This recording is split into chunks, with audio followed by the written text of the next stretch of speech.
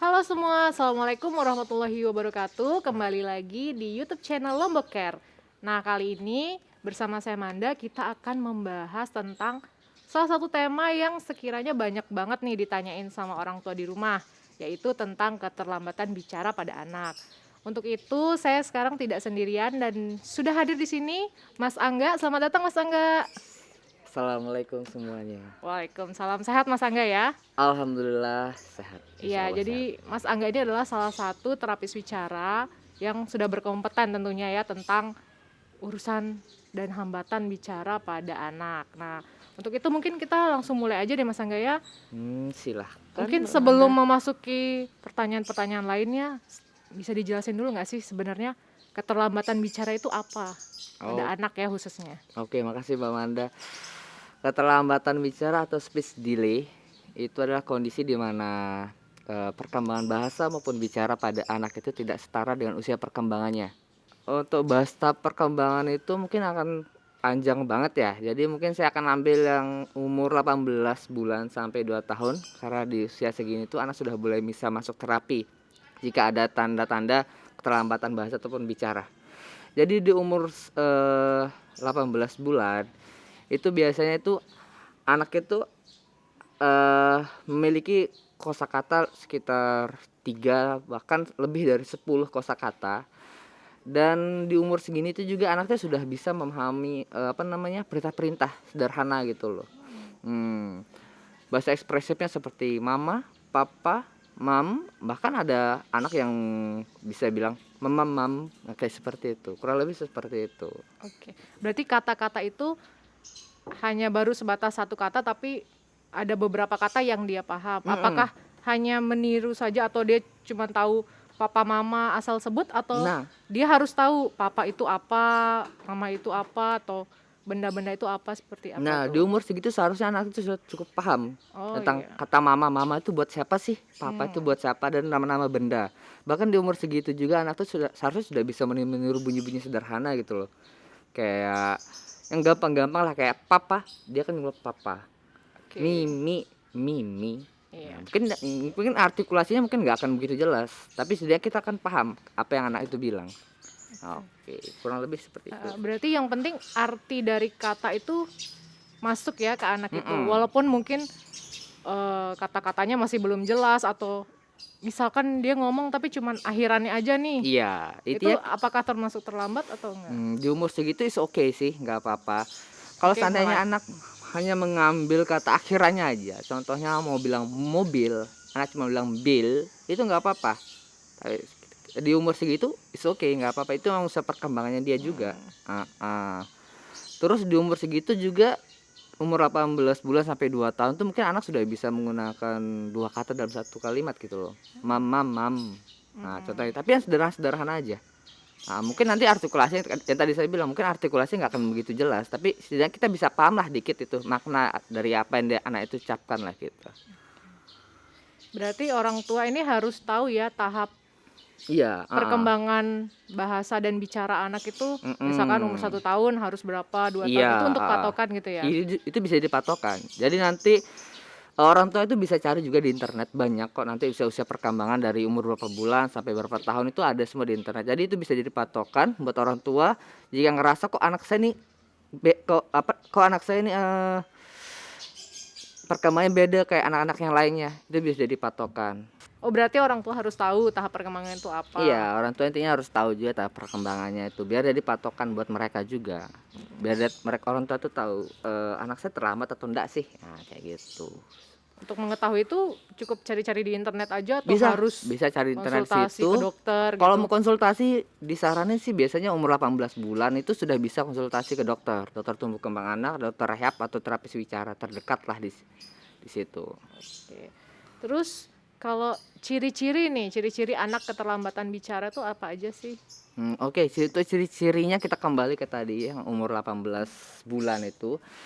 Karena di umur segitu kan tadi saya bilang udah bisa dibawa ke tempat terapi dan kemampuan udah cukup bagus lah gitu.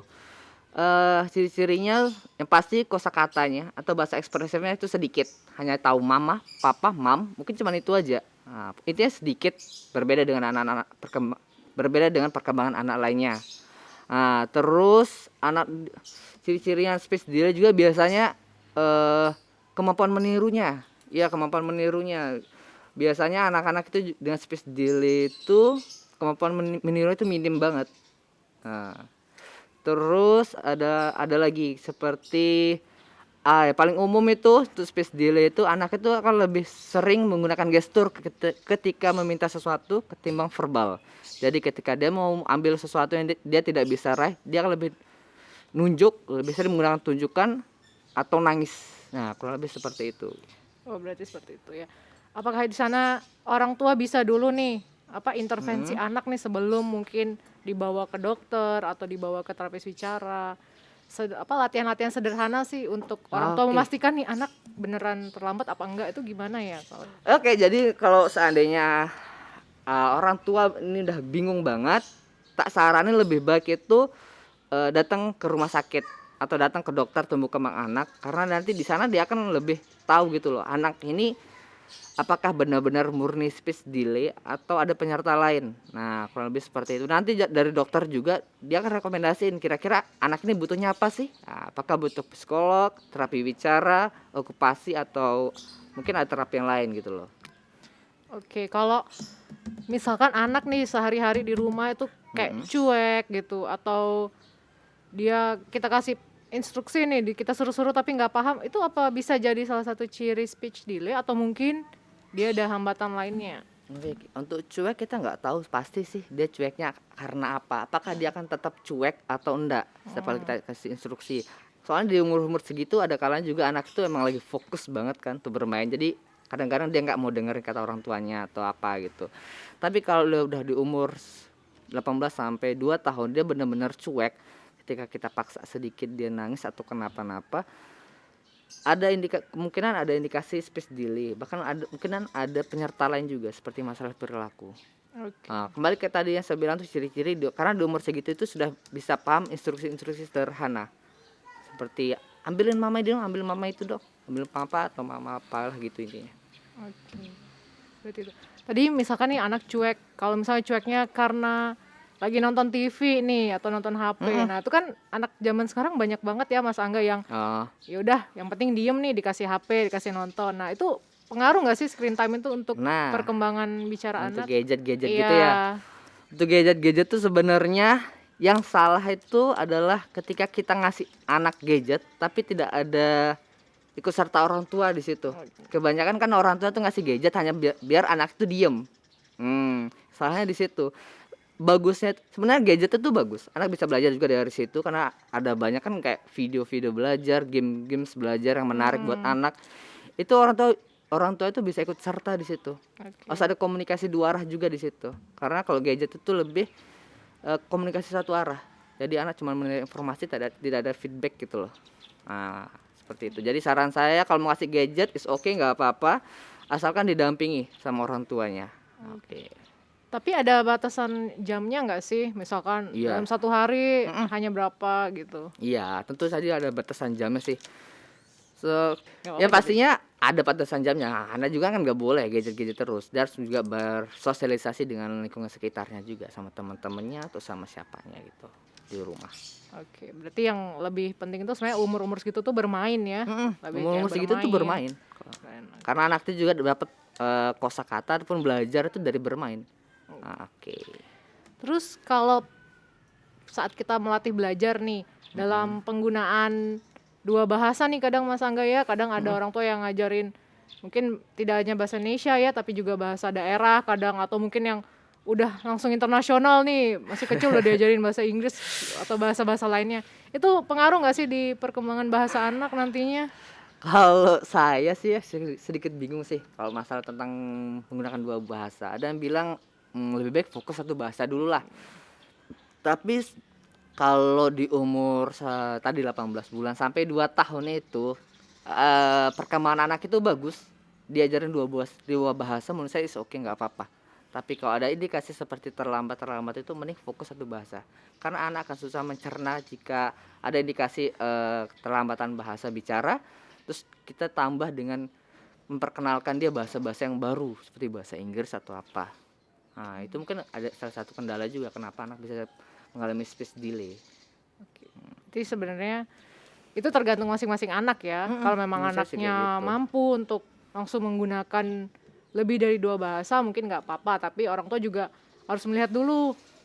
Sebaiknya mungkin satu dulu Iya, diperkenalkan. heeh. Oke, tahapan demi Menggunakan tahapan bahasa gitu. ibulah atau bahasa sehari-hari yang sering Oke. didengar anak itu lebih bagus. Iya. Oke, tadi Mas Angga sempat bahas juga ya ada namanya speech delay yang murni dan mungkin yang ada penyerta lainnya. Nah, itu orang tua nih di rumah yang mungkin belum pernah ke dokter, belum tahu apa gimana sih sekilas gitu cara melihat membedakan anak nih, oh jangan-jangan anak saya speech delay murni atau mungkin dia punya ini yang Oke. lain gitu. Untuk membedakan tuh mungkin akan susah banget ya. Nah, jadi saranin lebih baik dibawa ke dokter aja. Itu lebih pasti banget nanti hasilnya. Jadi nanti di dokter juga akan di-asesmen lebih lengkap. Jadi kita bisa tahu nanti apakah anak ini murni speech delay atau ada faktor penyerta lainnya. Pokoknya intinya di umur 18 bulan sampai 2 tahun tuh anak sudah bisa dibawa terapi untuk ngecek-ngecek perkembangannya. Nah, ya. Berarti di usia 18 sampai 2 tahun itulah kita harus peka ya sebagai orang tua. Nah, terus kan ini banyak nih yang entah itu mitos ya atau apa yang Iya. katanya kalau anak laki-laki nih biasanya lebih terlambat. Mm-mm. Entah itu jalannya lah atau bicaranya dibandingkan anak perempuan tuh bener nggak sih? Kalau motornya saya tidak tahu pasti sih. Tapi kalau berdasarkan penelitian itu untuk perkembangan bahasa sama bicara, perkembangan bahasa perempuan tuh biasanya lebih cepat. Karena biasanya cewek itu lebih cerewet ya. Mungkin itu Mungkin asal kalau usul ya kenapa bisa jadi sih. wanita Itu lebih nanti kalau ada cerewet. salah balas di komen aja. Oke, bisa jadi alasannya itu. Terus kalau gangguan artikulasi atau nyusun katanya kebalik-balik itu bisa termasuk terlambat bicara atau mungkin sebenarnya enggak? Kalau masalah artikulasi di umur yang tadi itu masih masih belum kita bisa kategorikan Masih keterlambatan wajar ya? bicara, karena masih wajar banget. Tapi kalau udah umur 3 tahun 4 tahun itu artikulasi belum jelas, terus kalimatnya menyusun kalimat masih terbolak-balik, kemungkinan ada penyerta lain itu. Iya, Kita belum tahu pasti apakah itu speech delay atau apa gangguan lainnya. berarti bolak-baliknya tuh kayak apa tuh misalkan yang nyusun katanya kayak mau minta sesuatu tapi Apa nggak ya? bisa disusun rapi atau dia bercerita belum bisa bercerita gitu ya bisa Bercerita, termasuk iya. ya? Biasanya juga anak umur yang mengalami gangguan terus gangguan itu kok jadi gangguan sih bercerita. Berarti kalau anak-anak yang kesulitan gitu menceritakan atau mengutarakan apa yang maksudnya kepada orang tua tuh bisa termasuk speech delay nggak? Menyusun kalau katanya bercerita. menjadi cerita gitu atau Nah, kalau kalimat. gitu kemungkinan ada penyerta lain sih. Oke. Soalnya di kemampuan bercerita sama bercerita itu biasanya umurnya sudah cukup tinggi gitu loh. Sekitar 3 sampai 4 tahun lah. Nah, selanjutnya nih Mas Angga, sebagai orang tua nih, kapan nih sebaiknya anak itu dibawa ke dokter atau ke terapis bicara untuk dilihat kondisinya gitu? Ketika orang tua sudah mulai ragu nih sama takut sama usia perkembangan, kok anak saya belum bisa gini-gini ya, kok beda sama anak lain, saranin dibawa usia ketika umur 1 tahun 18 bulan atau 2 tahun lah. Nah, karena di umur segitu tuh masih golden age gitu loh, jadi masih ada kemungkinan untuk kita lebih cepat perkembangannya. Nah, selanjutnya nih, ketika sekiranya anak ini udah terlihat mengalami keterlambatan bicara, itu apakah harus ditangani oleh terapis bicara atau profesional lainnya? Atau mungkin orang tua di rumah juga sebenarnya bisa nih ngasih latihan-latihan sederhana di rumah untuk menstimulasi bicara pada anak itu. Iya kan, untuk mengetahui dia apakah benar-benar terlambat bicaranya, atau ada penyerta lain, jadi lebih baik dibawa dulu ke dokter tumbuh kembang, biar dicek dulu, biar di asesmen lengkap, biar tahu kondisi anak itu seperti apa. Nah, saran saya seperti itu dulu. Masalah bisa ditanganin sama orang tua atau enggak, saran saya yang lebih penting dicek dulu. Nah, biar tahu kondisi pastinya anak itu seperti apa. Oke. Terus untuk anak-anak yang bisa ditangani oleh terapis bicara itu yang kategorinya seperti apa sih? Yang speech delay bisa, speech delay dengan penyerta bisa, tapi tentunya biasanya nggak kita akan kerja sama tim gitu loh. Nah, mungkin kita nggak tahu apakah anak ini emang benar-benar butuh hanya terapi bicara saja atau ada eh, apa namanya, Terapi lainnya gitu? iya, terapi-terapi lainnya Oh gitu. seperti okupasi atau psikolog. Makanya kenapa tadi saya bilang lebih baik dibawa dulu ke dokter tumbuh kembang biar nanti dokternya bisa nentuin juga anak ini butuhnya terapi apa aja sih, ya gitu, untuk mendapatkan hasil lebih baik. Oke. Berarti sebenarnya terapi bicara ini bisa di ini ya, dikombinasikan dengan terapi-terapi lainnya tergantung kondisi anaknya Yep, gitu. benar sekali. Cuman untuk efektivitasnya nih mungkin Mas Angga, ketika anak dengan hanya speech delay mungkin atau anak yang speech delay dengan ada Penyerta. ya atau hambatan perilaku itu seperti apa sih penanganannya? Apakah sama atau mungkin dia lebih akan ini lagi lebih Iya. jauh lagi mungkin Kalau perjalanannya? menurut saya sih, kalau menurut saya nih ya, kalau salah atau kurang tolong ditambahin dulu. Oke. Kalau bener-bener murni speech delay itu mungkin bisa distimulasi sama terapis bicara saja, atau bahkan orang tuanya pun bisa. Nah, jadi kita juga harus tahu dulu dia speech delay gara-gara apakah ya? Apakah karena benar-benar kurang stimulasi. Oke. Lingkungan juga, faktor lingkungan juga mempengaruhi soalnya. Seperti contohnya anak, lokasi rumah misalnya tidak ada tertutup rumahnya. Anak juga jarang bermain-main di luar, dia hanya bermain-main dengan pembantunya atau siapa, orang tuanya sibuk, otomatis kan kurang stimulasi nih. Iya. Nah, bisa jadi seperti itu. Berarti emang terapi wicara itu salah satu penanganan untuk anak-anak speech delay ya. Nah itu kira-kira nih Mas Angga atau sesuai pengalaman Mas Angga nih, Iya. selama terapi itu ada jangka waktunya nggak sih anak itu bisa mencapai targetnya dalam terapi wicara seperti itu? Ya, jadi kita biasanya tuh akan melakukan evaluasi setiap kali 2 bulan sampai 3 bulan. Nah, setelah 2 bulan terapi atau 3 bulan terapi, kita akan melakukan evaluasi apakah ada perkembangan atau enggak nih dari hasil terapinya itu. Terus kita juga kalau belum ada perkembangan, kira-kira apa nih yang menyebabkan nggak ada perkembangannya? Apakah faktor orang tua? Karena yang menentukan keberhasilan terapi itu adalah keluarga. Oke. Karena di kita pelayanan sebentar, hanya 30 sampai 30 menit lah, kurang lebih 30 menit. Nah, kan lebih banyak waktu bersama keluarga nih yang menentukan. Jadi yang menentukan keberhasilan itu adalah keluarga, kayak gitu. Kalau keluarganya pasif, jarang mengerjakan PR yang biasa dikasih oleh terapis, biasanya akan lama banget hasilnya. Berarti terapi wicara itu bukan kayak pengobatan gitu ya Mas Angga ya. Iya, Jadi bukan. itu emang terapi yang berkelanjutan. Berarti orang tua terapi harus berkelanjutan. Harus sabar sabar. dan konsisten dan Iya, mengerjakan harus itu di rumah. Itu yang pastinya ya itu yang paling mengerjakan di penting. rumah. Nah, karena kebanyakan orang tua itu hanya berharap pada terapi bicaranya. Oke. Intinya yang tadi saya bilang, jika seandainya setelah 2 bulan sampai 3 bulan tidak ada perkembangan, itu kita biasanya kita akan mengevaluasi ulang gitu loh. Ini apa sih yang menyebabkan dia nggak ada nih? Apakah nggak ada perkembangan? Apakah faktor keluarganya atau faktor lingkungan sekitarnya dia? Nah, jika ada kemungkinan faktor lingkungan, bisa juga nanti ikut serta di anak, bisa jadi ikut mendapatkan layanan psikolog juga biasanya. Jadi yang tadi saya bilang, pokoknya kita itu kerja sama tim untuk biar ada hasil lebih memuaskan lah gitu. Apalagi biar kalau maksimal. apalagi kalau anak itu terlihatnya memang punya hambatan lain ya, bukan hanya hambatan bicara. Jadi emang sebaiknya berkolaborasi dengan terapis lainnya gitu. Oke. Mungkin kita juga mau mengundang nih, kalau ada sekiranya pertanyaan dari teman-teman yang sudah hadir di lokasi bincang-bincang kita, mungkin ada yang ingin bertanya? Iya. Oh ya, silakan Mbak. Ya. Usia berapa sih anak itu mulai babbling? Kemudian ketika anak usia 7 bulan atau lebih itu belum mulai babbling, ada resiko keterlambatan bicara nggak? Oke. Babbling. Ya. Mungkin dijelasin dulu ya Mas Angga. Mungkin kita juga banyak yang nggak tahu ya babbling itu apa sih gitu. Oke.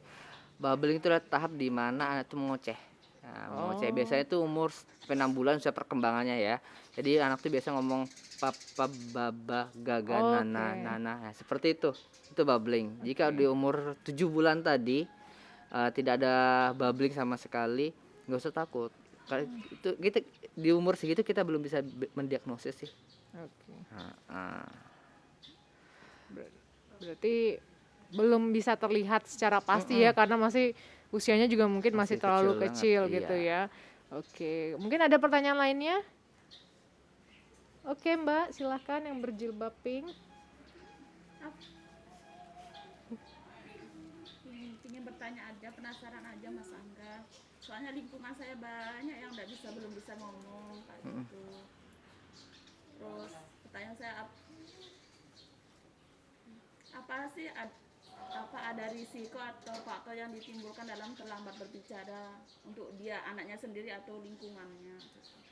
Oke, terima kasih Mbak. Mungkin ini kali Mas Angga ya, apa efeknya ya? Efeknya ya. Iya, Heeh. efek keterlambatan bicara itu terhadap anak itu maupun lingkungannya gitu. Biasanya keterlambatan mungkin efeknya tuh lebih kepada interaksi sosial, lebih ke interaksi sosial sebenarnya. Kalau dia ketika ada speech delay, yang tadi saya bilang Mbak Manda, rata-rata kan anak dengan speech delay lebih suka meminta satu mungkin kan gestur gitu loh, jarang Oke. menggunakan verbal gitu. Heeh. Nah, jadi mungkin dia akan kesulitan untuk berinteraksi dengan teman-temannya. Oh iya, Lebih ke situ aja sih sepertinya. berarti bisa jadi ya. Mm-mm. Berarti mungkin ketika Mungkin teman-temannya akan anaknya- susah memahami apa yang dia bilang. Oh kan. iya, Nah, jadi kesulitan nantinya akan bermain dengan teman-temannya karena mungkin bisa jadi. sebenarnya dia pengen ini atau Temennya apa mungkin tapi temennya nggak paham. ngerti atau temennya meminta apa tapi yang anak dengan speech delay ini juga kurang paham jadi akhirnya bisa jadi ada gap ya Iya. akan dijauhi gitu. Bukan hanya ke teman juga ke orang tua pun bisa, Oke, keluarga. itu bisa menimbulkan ini nggak sih apa emosi anak juga mungkin Bisa lebih tentu tidak saja stabil. bisa. Iya, karena kan anak tidak mendapatkan apa yang dia mau. Oke. Mungkin orang tua nggak begitu paham maksudnya anaknya apa sih nunjuk-nunjuk, tapi mungkin dia bingung menunjuk yang mana gitu. Dia mengekspresikan keinginannya itu loh. Oke. Mungkin agak susah. Nah, untuk anak-anak yang seperti itu nih Mas Angga yang apa-apa nih tinggal nunjuk nih apakah orang tua itu harus nurutin? Apa kebiasaan anak itu atau sebenarnya mungkin ada yang harus diubah polanya gitu dari orang tua? Kalau seandainya anak sudah bisa meniru, tak saranin selain menunjuk sudah meniru. Contohnya anak mau ambil mainannya nih mobilnya, Oke. anak cuma nunjuk mobilnya di atas, nunjuk tapi Iya. nggak ada verbalnya nih. Orang tua bisa saja dengan cara mengambil, mobil maksudnya mobil. Coba minta anak untuk meniru. Karena di usia segitu seharusnya anak sudah bisa meniru. Di umur tadi tuh ya 18 bulan sampai 2 tahun tuh seharusnya anak sudah bisa meniru. Berarti sebagai orang tua juga jangan langsung Jangan langsung menuruti ya. Iya, Karena apakah mungkin sebenarnya anak itu hanya kayak apa ya bahasanya ini memanipulasi gitu perbuatannya. Iya, itu salah satu cara juga biar untuk menstimulasi anak biar lebih banyak bicara gitu loh. Oke. Mengurangi mau apa-apa menggunakan gestur, salah satu cara dengan seperti itu. Walaupun anak dengan menangis nanti karena kita tidak kasih terus akhirnya mereka jadi nangis Iya. itu kita biarin. Banyak juga yang misalnya nangis Kan akhirnya nanti biasanya dikasih aja ya nggak kan. tega kadang orang tua. Banyak yang kayak gitu. Karena anak nangis ya udah kasih aja. Nanti seterusnya anak kita akan menggunakan senjata situ. Mau apa-apa kan nangis. Karena dia tahu dia akan dikasih. Berarti emang sebaiknya diarahkan, diajak diarahkan bicara pelan-pelan dulu ya baru diberikan. Iya.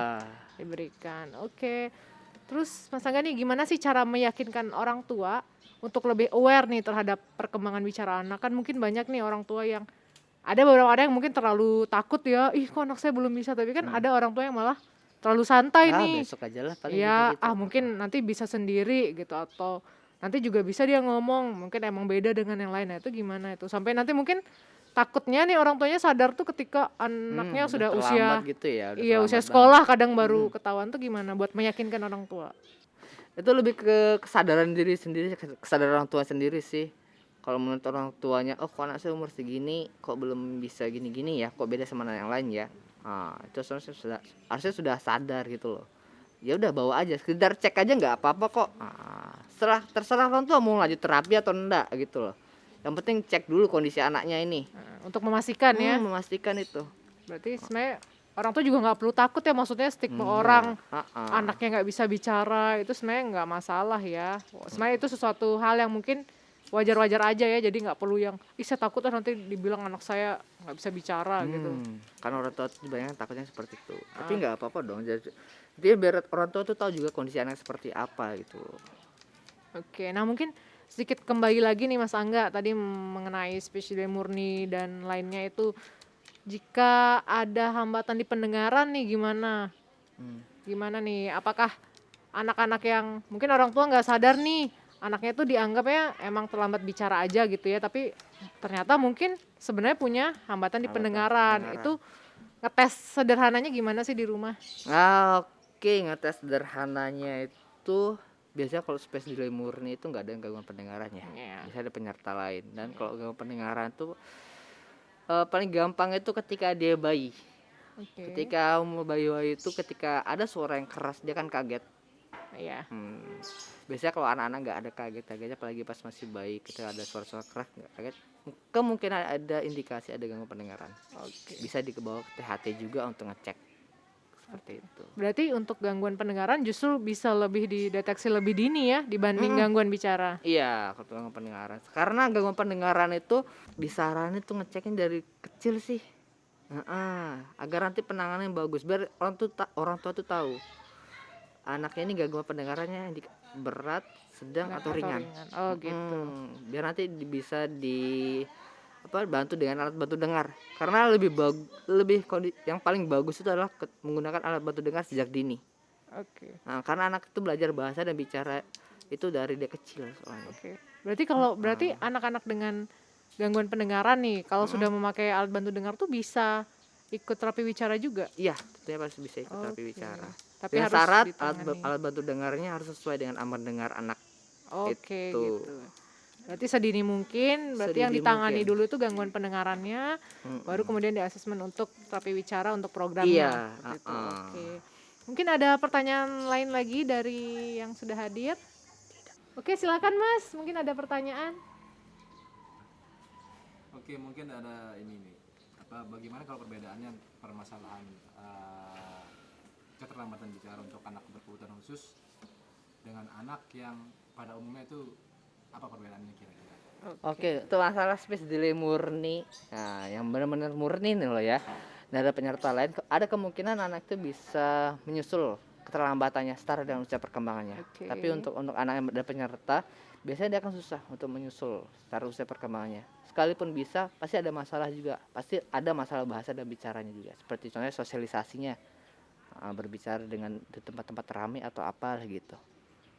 Kemungkinan sih kurang lebih mungkin seperti itu ya. Oke, berarti anak-anak berkebutuhan khusus tuh termasuk kategori yang speech delay dengan bawaan itu ya. Kalau ada penyerta lain. Karena ada penyerta lainnya. Oke. Mungkin sekian pertanyaan-pertanyaan dari audiens yang sudah hadir sore hari ini. Nah, sebelum menutup nih Mas Angga, ada pesan nggak untuk orang tua nih tentang tema secara umum nih tentang keterlambatan bicara? Ada yang ingin disampaikan pada orang tua? Iya. Oke, pesan untuk orang tua selalu mengecek perkembangan tumbuh kembang anak ya. Jika ada indikasi ada keterlambatan atau apa, nggak usah malu atau nggak usah takut tuh datang ngecek. Biar lebih pasti aja kondisi anak yang dialami sekarang seperti apa. Oke, seperti itu ya. Jadi sebenarnya semua itu tuh pertama terlihat harus dari orang tua ya, karena Iya. yang terdekat dengan anak. Jadi orang tua tuh harus jauh-jauh lebih peka lagi terhadap perkembangan anak, sehingga kalaupun mungkin memang anak ini keterlambatan bicara bisa cepat teratasi Iya, gitu ya. bagus jawabannya. Oke, terima kasih Mas Angga. Saya hanya menyimpulkan sedikit Ya, tadi. tapi itu lebih bagus dari saya. Oke, mungkin sekian bincang-bincang kita pada hari ini dengan Mas Angga, salah satu Ya. terapis bicara. Terima kasih Mas Angga, begitu Ya, banyak informasi yang bisa didapatkan. Dan semoga juga berguna ya, karena memang Bismillah, semoga banyak berguna. banget sih pertanyaan, entah itu di Instagram, di YouTube, ataupun kadang-kadang secara langsung juga yang ditanyakan oleh orang tua tuh rata-rata tentang keterlambatan bicara. Nah, untuk orang tua dan masyarakat yang ingin mempertanyakan lagi, mungkin ada pertanyaan-pertanyaan yang belum sempat kami bahas di kesempatan kali ini, bisa tinggalkan di kolom komentar ya. Oke, terima kasih Mas Angga. Iya. Semoga kita sehat-sehat selalu ya. Amin. Demikian mungkin, wassalamualaikum warahmatullahi wabarakatuh. Salam Waalaikumsalam warahmatullahi semangat Mas Angga. Dadah.